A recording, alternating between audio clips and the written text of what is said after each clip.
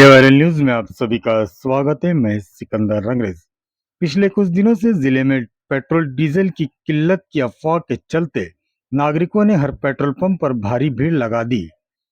आज रविवार 24 मई को जिला अधिकारी रोहन दुगे व जिला पुलिस अधीक्षक श्रीकांत दिवरे ने स्पष्ट किया है कि जिले में किसी भी प्रकार की ईंधन की कोई कमी नहीं। हमारे पास पर्याप्त मात्रा में ईंधन को स्टॉक उपलब्ध है। जिला अधिकारी ने सभी नागरिकों से अपील की है कि कोई भी नागरिक अनावश्यक रूप से पेट्रोल डीजल का भंडार जमा न करे। आप देखते रहिए इंडिया वायरल न्यूज। हमारे चैनल को लाइक शेयर सब्सक्राइब जरूर करें।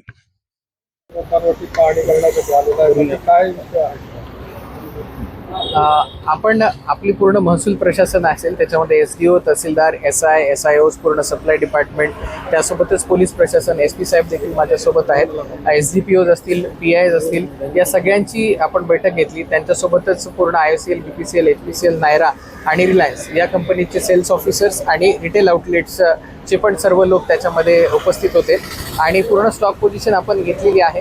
आपली आज सकाळची जी स्टॉक पोझिशन आहे ती 1990 किलो लिटरची स्टॉक पोझिशन आपल्याकडे डिझेलच्या संदर्भामध्ये उपलब्ध आहे। पेट्रोलच्या साठ्यामध्ये काहीही कमतरता नाही आणि पेट्रोल बाबत पॅनिक सुद्धा नाही। पॅनिक हे आपल्या काही ठिकाणी डिझेलच्या बाबतच होतं। तर 1990 KLची जी आपल्याकडे सप्लाय आहे त्याच्या अगेन्स्ट आपली जी डिमांड आहे ती 1550 KLच्या आसपास आहे आणि ट्रान्झिटमध्ये जो येणारा साठा आहे तो आपल्याकडे 1760 किलो लिटरचा जो साठा आहे तो ट्रान्झिटमध्ये आहे।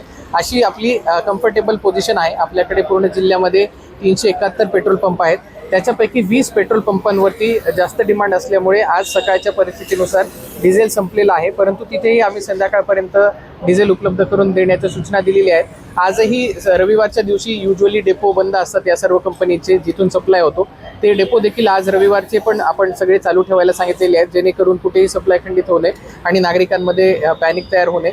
या 20 ठिकाणी देखील संध्याकाळपर्यंत आपल्याकडे डिझेल उपलब्ध होणार आहे। जिथे जिथे डिझेलची कमतरता होईल, कारण आपण बघितलं तर जवळपास 4 दिवसांमध्ये जेवढं डिझेलचा सप्लाय किंवा जेवढा सेल्स या एका पेट्रोल पंपावरून होतो तेवढा एका दिवसामध्ये होत असताना देखील बऱ्याच ठिकाणी आपल्याला आढळून आलेला आहे आणि त्यामुळे कुठे कुठे सप्लायचा आपल्याला कन्स्ट्रेंट आढळून आलेला आहे, परंतु स्टॉक पोझिशन कुठेही कमी नाही। पूर्ण जिल्ह्याचा जर विचार केला आपण तर सगळीकडे स्टॉक पर्याप्त मात्रेमध्ये आणि येणारही स्टॉक पर्याप्त मात्रेमध्ये आहे। नागरिकांना माझं आव्हान असेल की आपण घाबरून जाऊ नये, पॅनिक होऊ नये, पॅनिक बाईंग करू नये आणि कुठल्याही खुल्या कंटेनर्समध्ये देखील डिझेल पेट्रोल आपण घेऊन जाऊ नये। ते सेफ नाही आहे। अत्यंत कुठली परिस्थिती जर अशी असेल की कुठे गाडी बंद पडलेली असेल तर तिथे सेफ कंटेनर्स आहेत, त्या सेफ कंटेनर्सच्या द्वारेच हा पुरवठा घेण्यात यावा।